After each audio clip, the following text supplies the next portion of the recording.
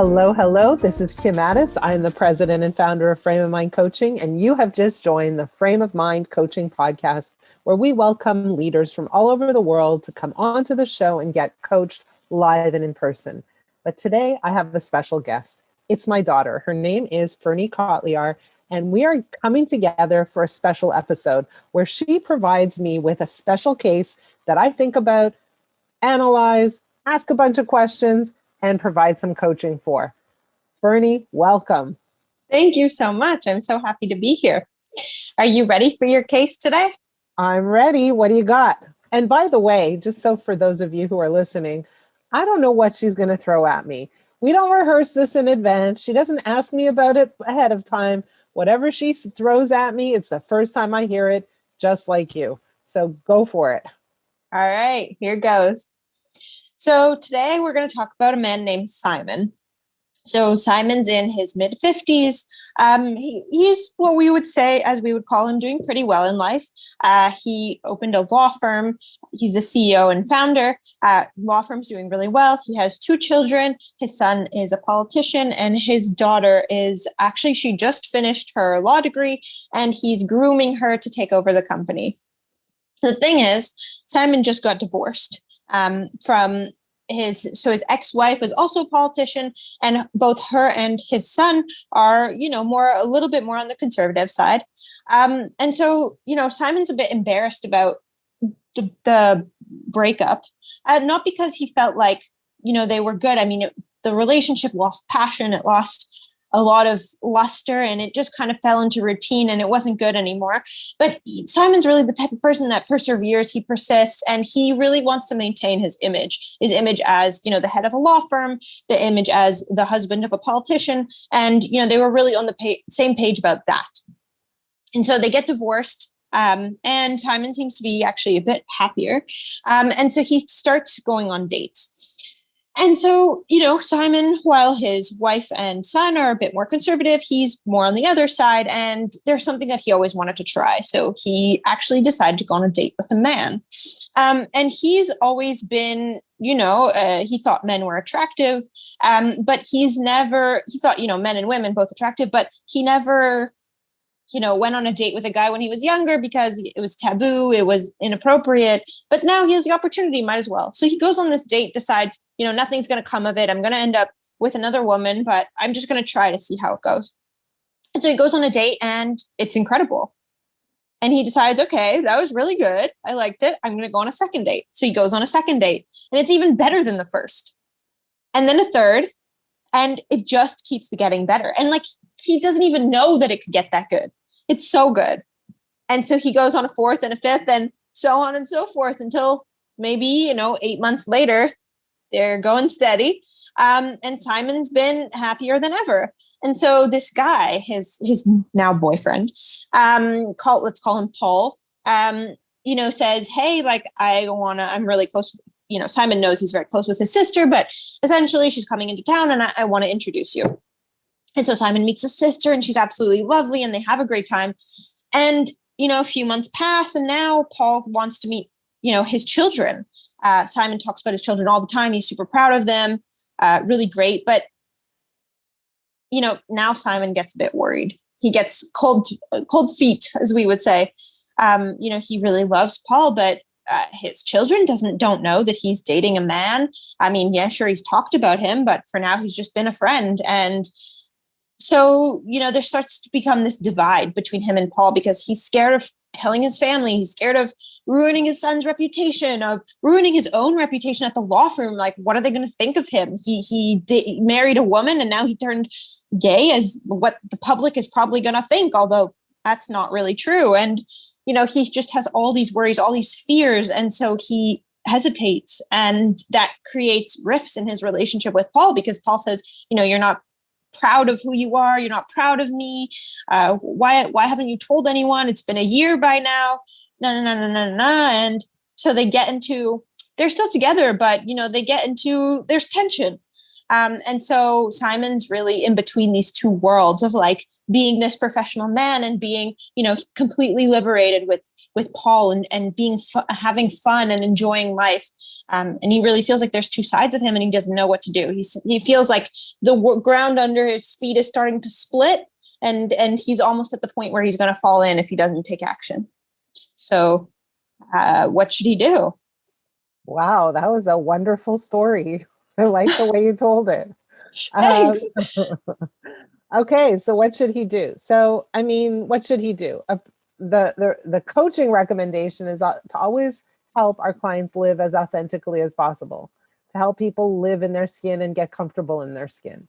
And as it turns out, his skin is letting us know that he really wants to be with this guy, Paul, and he feels this sense of discomfort being true to who he is. And so what we would do is explore, what is the discomfort about? What does that come from? And it seems to me it comes from the need for approval, the need for validation from key people in his life. And so we would explore that. Where does it come from? Where did it start? What is it tied to? And just understand the roots of that need, that very important desire. But then we would also kind of fast forward the process. And we would really explore if his son, the politician, were to discover that he also liked men, what kind of advice would he give his own son? Would the advice be to hide his true identity? Would the advice be to live in two separate worlds and feel this internal divide? Or would it be to live an authentic life? It's very interesting. I find that often parents are very clear about the advice they would give their own children, and a lot less clear about that same advice when it applies to themselves. So in this case, that's one of the things we would do, is to say, what would you tell your own children if they were in the same situation? But then we would also skip ahead. So this man is in his 50s. He's very successful. We would fast forward. Now he's 95 and he's looking back on his life. We would have him imagine that he's 95, looking back on his life and looking back on the decisions he's made. How would he feel about the decision to hide his true self? How would he feel about the decision to lose a potential relationship with someone it sounds like he fell in love with? How would he feel about that? Would that be okay with him? And so what we would really do is help him get to a place of self-acceptance. Because right now it sounds like he's not there. He's not accepting the unfolding of his true identity and his authentic self. It sounds like he's still sort of at odds with who he really is. And so we would help him get to a place of being comfortable with who he really is.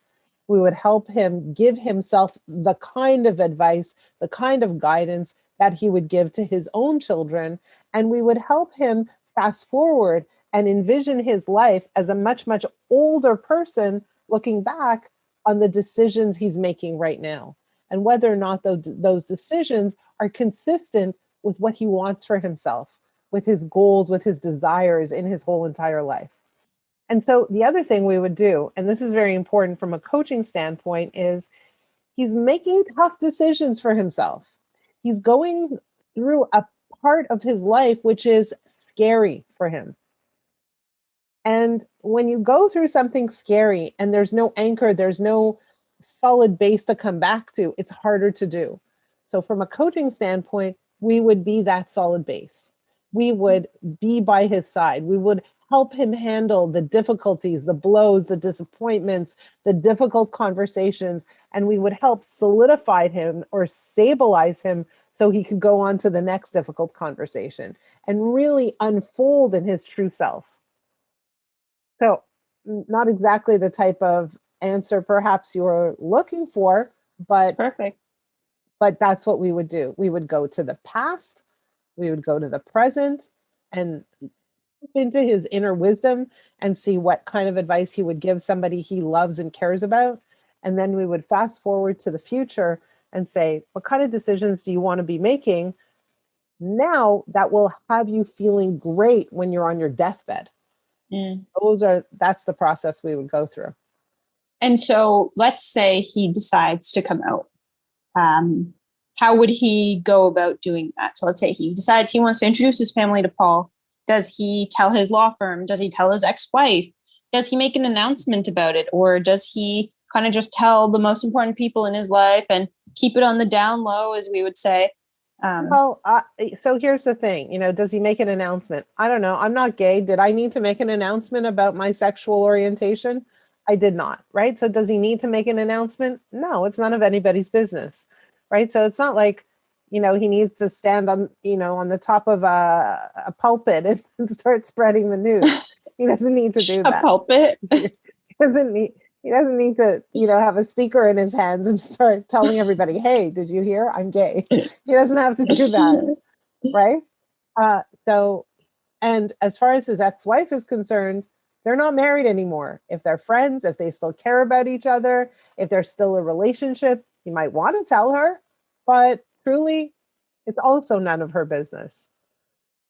Does he need to tell his kids? He needs to tell his kids. Absolutely. What does that look like? What should that look like? It's probably a one-on-one conversation where he shares, what he's going through, what he's been experiencing, and he shares the excitement around that. And he shares that he wants to introduce them to his boyfriend, Paul. And they may want to, they may not want to. And at that point, it's their decision. But he's come clean. He's told them who he is, what he's about, what his journey has been like. And he shares his happiness now. And if they're not comfortable with that, that's something they need to deal with. And he needs to be able to be okay with their discomfort if that exists. So yeah, that was actually going to be my next question. So let's say, his daughter accepts him and his son stops talking to him. How does he contend with the fact that his son stopped talking to him because of a decision he decided to tell him? Yeah. So, one of the things that would probably happen is a lot of guilt. He might think to himself, I should have never told him. I should have never come out. I should have stayed married. Even though it was miserable, I should have stayed married. Mm-hmm. But here's the thing is that whenever you sacrifice yourself for someone else, it doesn't work in the long term. That's thing number one. Thing number two is that when somebody, especially a child, when a child is unhappy with you for whatever reason, if a child comes to a place where they don't want to talk to you anymore, and by the way, at that point, that child is an adult. They're not so much a child anymore. They get to make decisions. And just because they make decisions does not mean you have to go along with their decisions, if that makes any sense. So the son can make a decision to stop talking to his father. That doesn't mean the father stops talking to the son. Mm. Right? So the father will continue to attempt a relationship with his son, regardless of the son's reactions. So the father can still call. Son doesn't answer. Doesn't matter. Still call.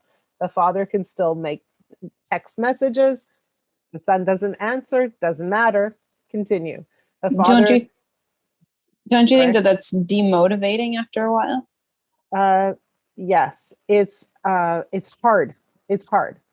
But if you kind of plant your feet solidly in the ground and say, I get it, you're not happy, but I still love you and I'm still going to demonstrate that love, regardless of how you react, regardless of how you behave, I'm still going to love you no matter what. You get to choose. But till my dying day, I'm never going to do anything to let you know that I don't love you. Every single thought, every single action, every single intent is going to be demonstrating my love for you. The son gets to choose. So the son gets to the end of the father's life knowing without a doubt my father loved me. He never stopped loving me. Yeah, sounds tough. Not easy. Not easy. But very important. Do you think, what if, Simon felt like he had to choose between Paul and his son? But it's not really a decision between Paul and his son. right? We would say that's not the decision that we would need to make because, here's what would happen, right? So if he chose his son, there would be another Paul, right? So let's say the relationship with Paul didn't work out because he's choosing his son. Eventually, there'd be another boyfriend Well, I because, mean, he could find another girlfriend instead. well, it sounds like that's not working for him. It sounds like finding another girlfriend wouldn't really be the right fit for him. He'd be trying to push a square peg into a round hole, right? He'd be inauthentic again. So there would be another Paul. And if there was not another Paul and there's a Christine instead, he'd still live in a state of discomfort with himself. So the Mm. fight isn't between the battle isn't between his son and Paul. The battle is between himself and himself. Mm. How so? Can you elaborate on that? Well, the fight is, do I live my authentic self and be Mm. who I really am? Or do I contort myself for fear of reprisal? Do I contort myself and pretend to be somebody I'm not for this other relationship, for this other person to be happy and satisfied with me? That's the battle. It's not between two people that are outside of himself. The battle is inside. Interesting. Do you So if agree? Do you agree? Yeah, 100%. I agreed with, I especially like the part about not needing to announce it. Doesn't matter. That part resonated with me. But if you were to give Simon one last piece of advice, what would it be?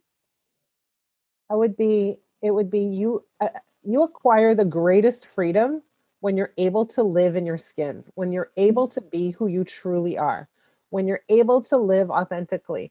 That not only goes for Simon, that goes for everybody and all of those of you who are listening. Think about that. Are you living in your skin? Are you allowing yourselves to be who you really are, whether it's with your sexual identity or any other thing? Are you in a job that doesn't really fit for you? Are you in a marriage that doesn't really fit for you? Are you in a friendship that doesn't really fit for you? Are you living your authentic self? I And guess yeah. sorry, just one more question. How do you know if you're living your authentic self? When you're living your authentic self, you have a greater sense of peace. You have a greater sense of being okay with yourself. You feel lighter. Your stress levels decrease. Life is easier. You have greater flow. Hmm. It's amazing. It's incredible. And that's one of the things we do at Frame of Mind Coaching is we help people live much more authentically so that they're in a place of greater peace, ease, exhilaration, and joy. For those of you who are listening to this podcast, think about your own authenticity. Are you living in your skin? Are you being true to who you are? If you're struggling with that on any level, please reach out to me. I'd love to talk. My email address is kim@frameofmindcoaching.com. If you have a challenge that you want to share on the podcast, reach out to me as well. And for those of you who are listening, I'd love to get your feedback. Send me an email. Again, my email address is kim@frameofmindcoaching.com. Ferne, thank you so much for being on the podcast, for giving me another challenging case to work with. I appreciate it. My pleasure. Thank you. We'll see you next week.